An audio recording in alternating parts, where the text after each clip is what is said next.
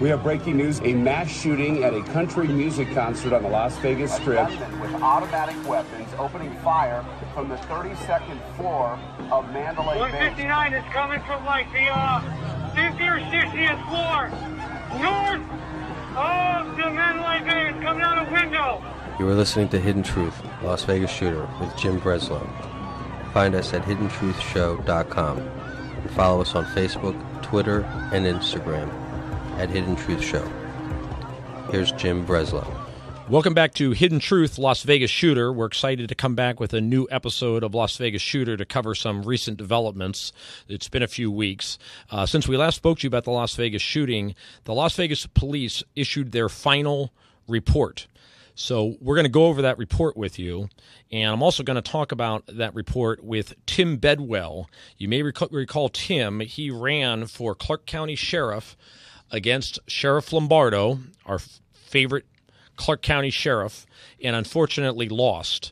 Lombardo managed to get the endorsement of the Las Vegas Review-Journal, which was stunning to us considering that he obstructed the media in every way he could from getting information about the shooting, but got their endorsement nonetheless.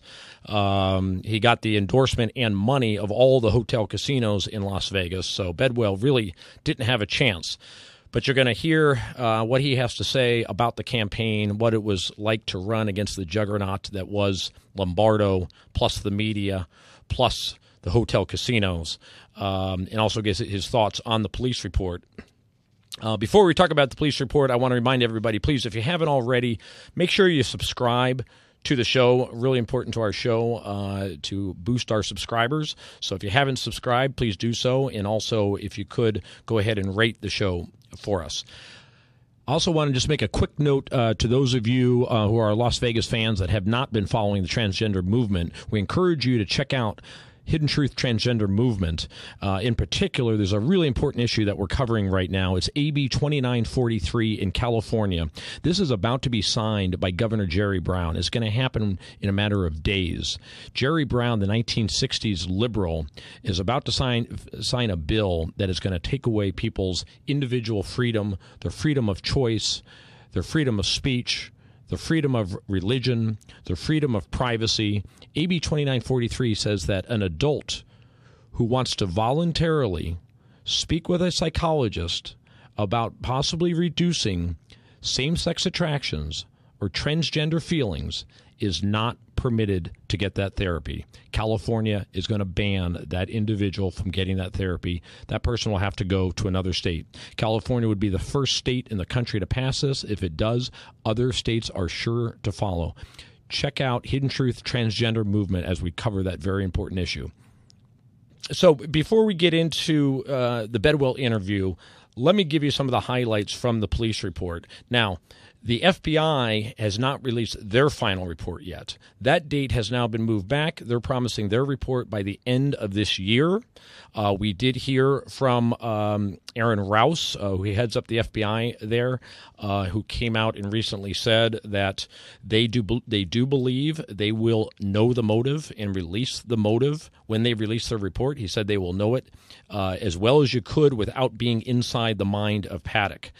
To the contrary, the Las Vegas police say they don't know the motive, and they're not sure we'll ever know the motive.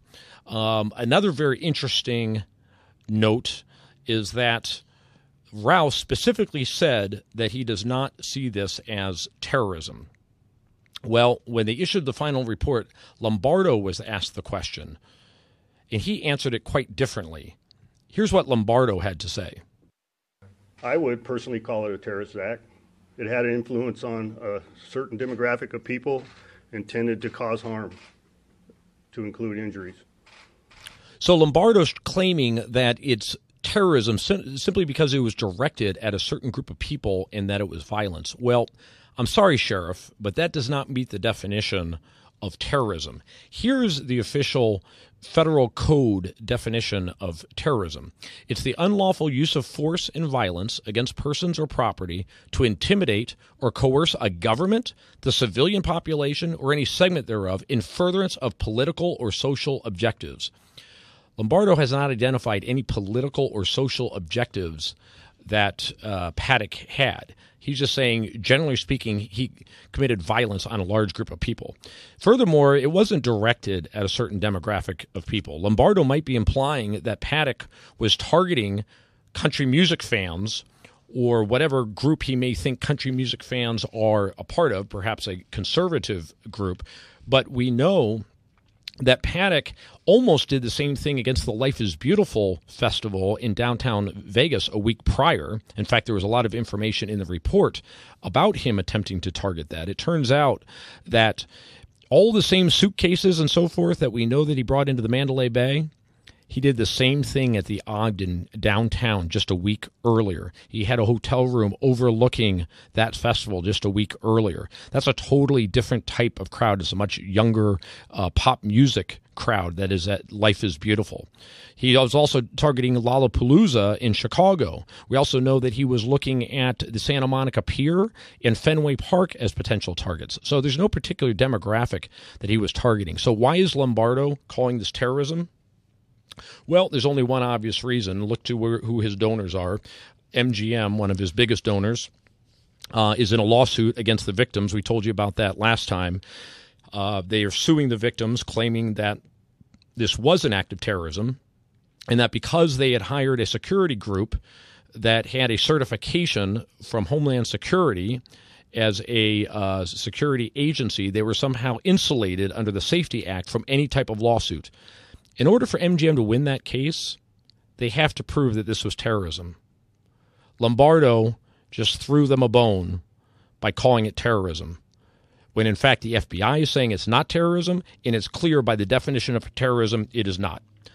Lombardo siding with the hotel casinos over the victims. Now let's go to some of the nuggets that we pulled out of the report. They had a preliminary report in January, so this is an updated report from the preliminary report, but I want to hit some of the highlights and the things that are new in this report. First of all, they have a final count on the number that were shot and killed. 471 people were shot. It's just an incredible number when you stop and think about what Paddock did. 471 people were shot by Paddock from the 32nd floor. We know he shot off approximately 1,000 rounds.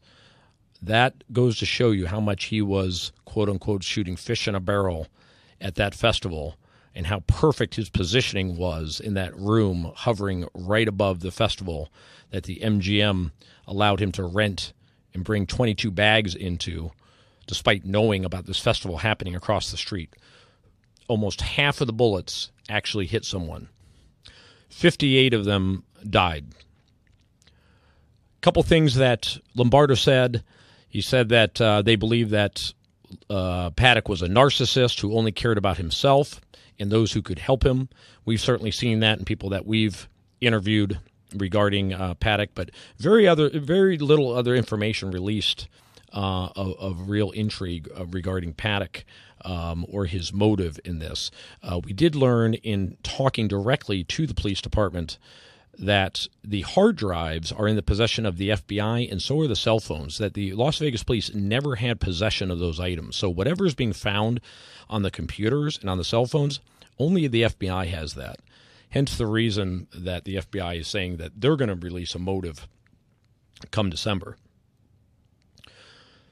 Fake flowers in the vase. That's still in the report, that he bought fake flowers and a vase at a Walmart and brought them up into the room, and we still don't know what those fake flowers or vase were for.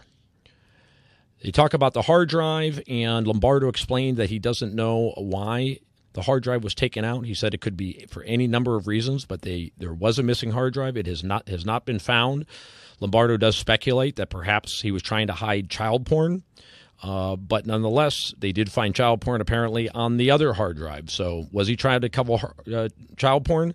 If he was, he didn't do a very good job of it. Shockingly, in the press conference, Lombardo said the same thing could happen again.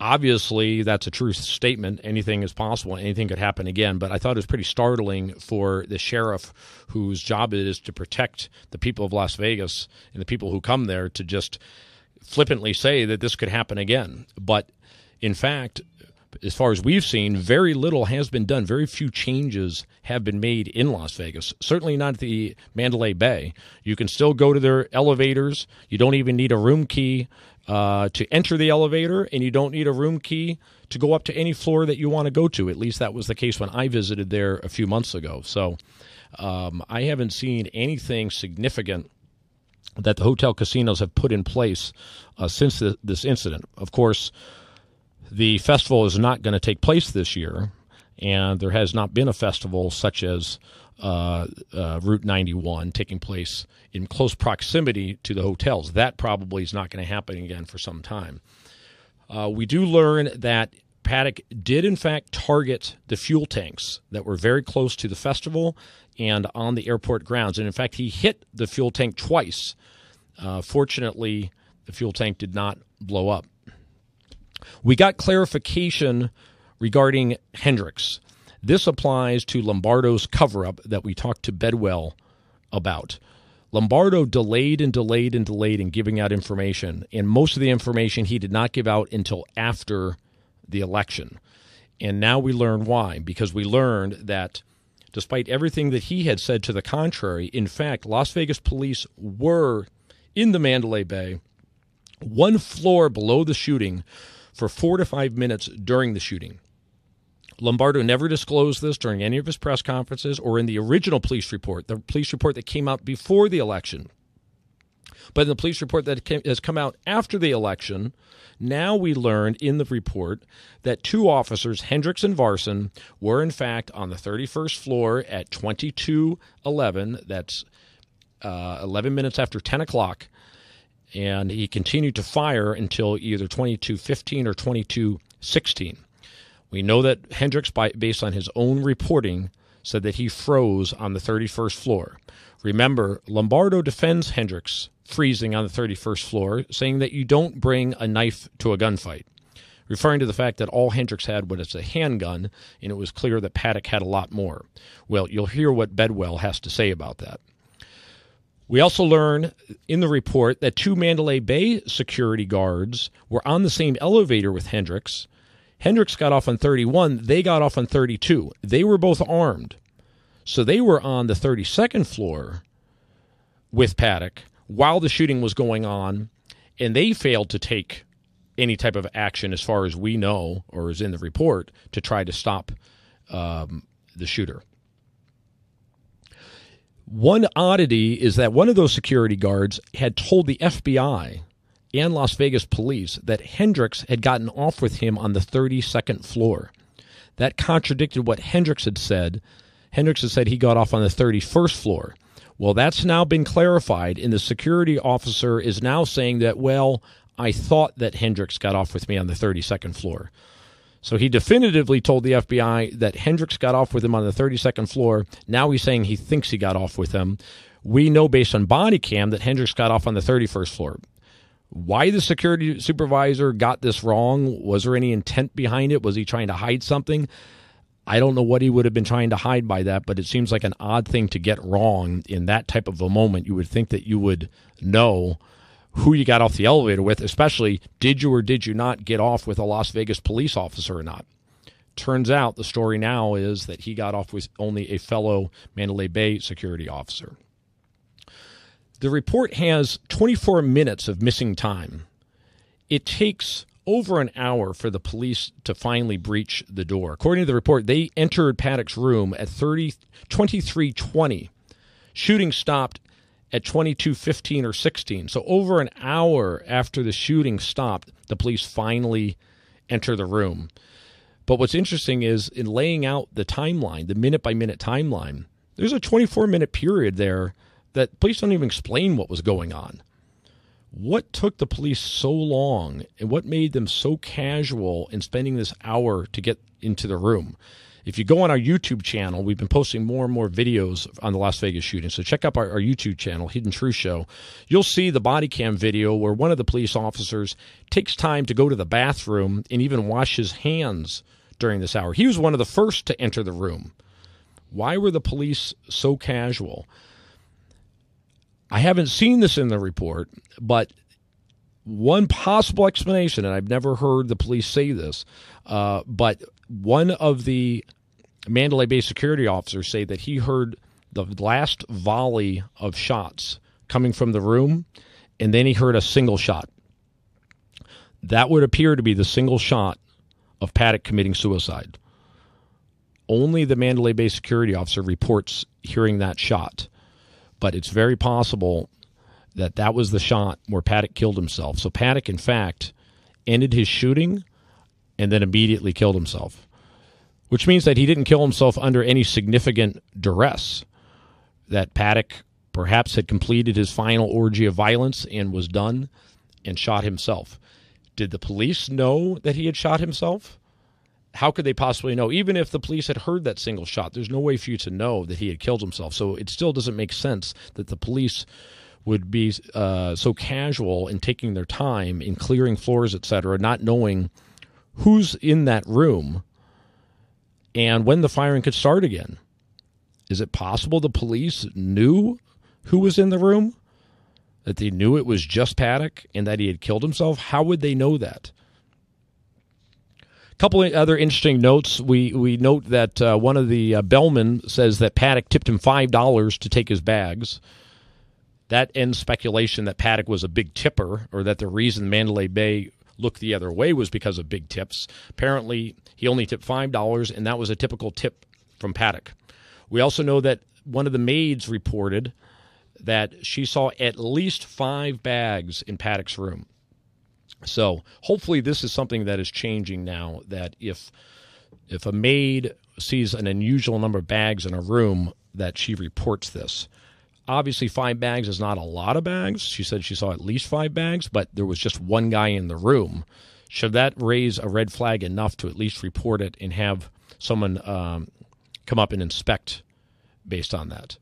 When it's a high roller, you kind of doubt that they're going to want to inspect a high roller's room, as was the case with Paddock. So you can check out the full report. Go to our website, hiddentruthshow.com. You can check out the full report. Remember, please subscribe to the podcast if you haven't already. Now let's go to our interview with Tim Bedwell, where we're going to talk about the 31st floor, what those officers should have done, why it took over an hour, and most importantly, the Lombardo cover-up and what it felt like to run against a guy covering up facts while you're trying to expose it with a media that doesn't seem to want to tell the story. I want to start with this issue of the Las Vegas police being on the 31st floor during the shooting. I was interviewed when that information first came out on John and Ken radio show here in Los Angeles, and I just flat out called it a police cover-up because it seemed to me that the delay in releasing materials, etc., and not releasing the information which proved that the Las Vegas police were, in fact, on the 31st floor listening to the shooting for at least 4 minutes was now proven, and we didn't learn about that until after the election. So am I going too far to call this a cover-up? Well, it's interesting, the coincidence that it wasn't until after he won the primary that this information was put out, though they knew all of this for a very long time. In fact, I would say this information gives us a better understanding of why the timeline and so forth, way back in the same month when it happened, in October, after it happened, the sheriff was having trouble getting the timeline right. And it seems like this information really would have narrowed and defined the timeline pretty clearly. So I would suggest maybe they didn't want to use this with regard to evaluating the timeline. Whether I'd call that a cover-up or not, I just leave that to people who want to make their own conclusion on it. You may not call it a cover-up. They just didn't want people to know. Well, obviously, there was a lot of information that was dumped the day after the primary, and this is some of the stuff that came out after the primary. They had this information long before that. They began releasing information more than a month before the primary under the court order, the third court order to have them put the information out. They finally started giving out information, but they did it in a fashion that was pretty overwhelming, and they didn't put this information in that batch. Do you believe that his delay, the police delay in providing all this information, and in particular the evidence of the police being on the 31st floor, was in order to get past the primary? The sheriff refused to comment at all about the shooting or the investigation anytime after January, I think. And the fact that they were ordered to put out information, and they obviously purposely decided that this was information they would hold for after the primary, means that's information they didn't want the voting public to have on Election Day. Did you ever have the opportunity to confront Lombardo during the campaign regarding his handling of the investigation? I saw the sheriff 3 times. He wouldn't speak to me any of those times. We worked really hard to try to get a debate together. There was a town hall put on. He refused to show at that. I did everything I could to try to engage the sheriff so that, the electoral process is the place where we often find out what elected officials do. And they can be confronted about things that they feel uncomfortable with. But for the electoral process to work in that fashion, you have to get that elected incumbent to come somewhere and be asked the questions, and he refused to do that. So let's try and take this one piece at a time. As far as Lombardo knowing that Hendricks and Varson were on the 31st floor during the shooting, he would have known that, in your opinion, when? Well, he would have known it as soon as the initial report was being completed to brief him on what had happened. This is information that was in the report the officer completed. They would obviously have interviewed first the officers who were first in the Mandalay Bay and going up. The officer and his trainee were the first Metro officers to go up. They would have been debriefed immediately. Their information would have been critical to the timeline and critical to briefing anyone, the sheriff, federal investigators, or anyone else, as to what the conclusions of the Metro Police Department are at any specific point. So let me ask you this. Is there any doubt that Lombardo would have known that information at the time of one of those early press conferences? Well, I don't necessarily think he would have had it on that night or maybe even the next day. But by the time 3 or 4 days had gone by, he had to have been briefed several times. And if the information about the first officers on scene, actually not on scene where the people were going down across the street from Mandalay Bay, but actually in Mandalay Bay where the perpetrator was, if someone had that information, which they would have to have, and they didn't provide it to the sheriff, they would be incompetent. So either the sheriff got the information or the sheriff should have fired somebody for not giving it to him. And as far as I know... Yeah, I mean, as you point out, there's a lot to do about the timeline. And when was Campos shot? When did Mandalay Bay security respond? When did Las Vegas police respond? And the first responders were Hendricks and Varson. So it seems to me obvious that he would have known that, and he also would have known when it was. They were on their radio on the 31st floor corresponding with police dispatch about the fact that they were on the 31st floor. Right. These are not facts that would have been buried somehow in an investigation by, inadvertently. This is the beginning of the timeline. People were being shot. We have officers in the building. We have officers identifying from the ground where the fire's coming from. The hotel knows it's the 32nd floor. The hotel knows the room number. and we have officers one floor below reporting what they're seeing on the radio. That doesn't get overlooked. So this fact had to have been part of the early briefings. Right. So Lombardo, I'm going to use the word lied to the public. You probably don't want to use that word, but would you say he misled the public by not sharing that information with them? Well, let me be totally clear. I believe that the sheriff is remiss in the way that he's putting out any of this information, because the court order is to put out documents. And so... Well, sorry, Tim, but hold on a second. I want to stay with the period of these early press conferences, because he had multiple press conferences over that first week. And you and I agree there's no question that he would have been aware that Hendricks and Varson were on the 31st floor during the shooting, and he never puts that into the timeline in any of those press conferences.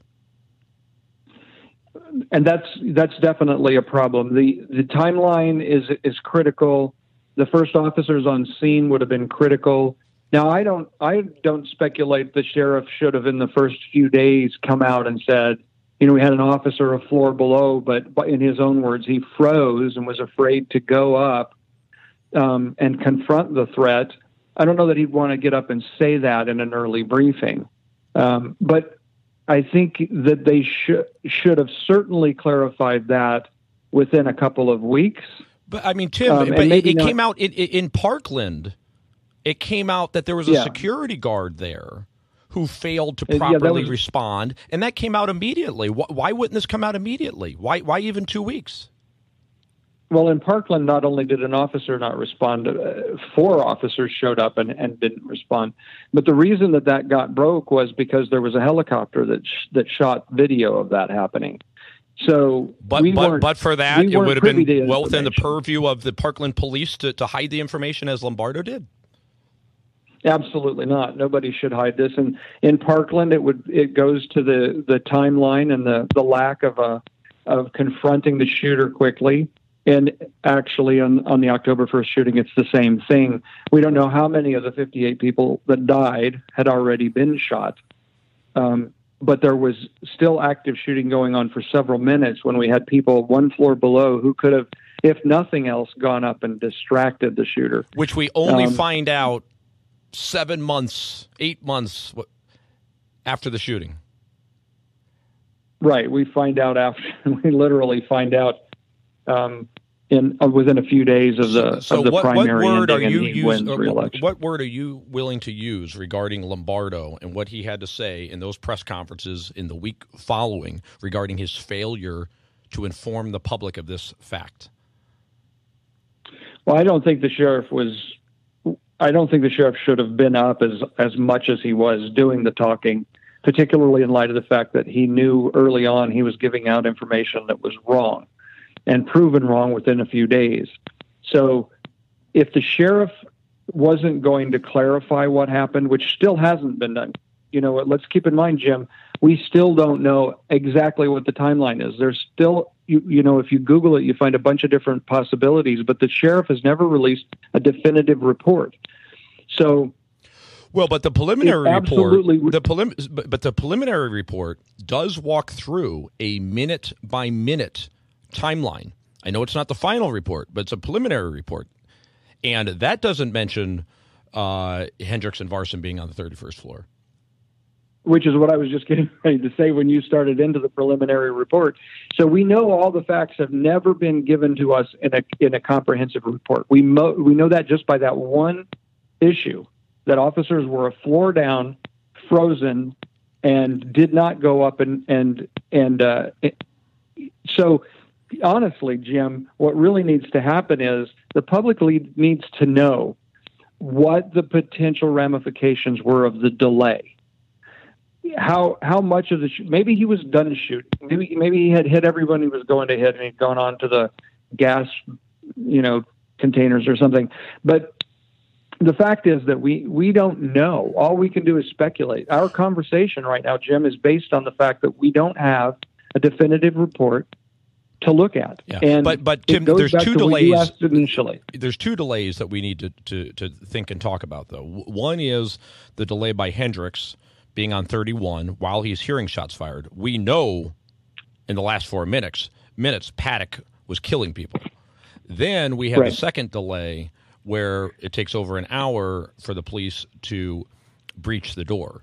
So let's focus on Hendricks for a second. So what, in your opinion, based on police